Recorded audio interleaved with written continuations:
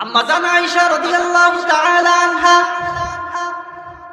আল্লাহর রাসূল থেকে জিজ্ঞাসা করতেছেন, ইয়া রাসূলুল্লাহ, ইয়া হাবিবাল্লাহ, দুনিয়ার ভিতরে এত বেশি লজ্জাবতী মহিলা ছিলাম, আমাদের ভিতরে এত বেশি লজ্জা ছিল, এত বেশি পর্দা মেইনটেইন করে চলতাম, কোন পুরুষকে যখন শরীয়তের দিক নির্দেশনা জানতে পারলাম, শরীয়তের আলোকে যখন জানতে পারলাম একজন পরপুরুষের সামনে বেগানা মহিলাকে সামনে যাওয়া যাবে না, এ কথা যখন জানতে পারলাম, তখন থেকে আমি আমার চেহারাকে কোনো পরপুরুষকে দেখাই নাই।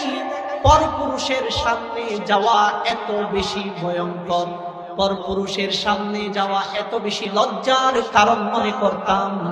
কিন্তু আপনি বলেছেন হাসরের মাঠে পৃথিবীর সমস্ত মানুষ কবর থেকে দাঁড়াবে উলঙ্গ হয়ে, সেদিন কারো পায়ে দামি কোনো স্যান্ডেল জুতা থাকবে না, কারো পরিধানে দামি জামা থাকবে না, কারো শরীরে কোনো নতুন দামি কাপড় থাকবে না, কারো মাথায় কোনো টুপি থাকবে না, দামি পোশাক দামি কাপড় কিছুই থাকবে না।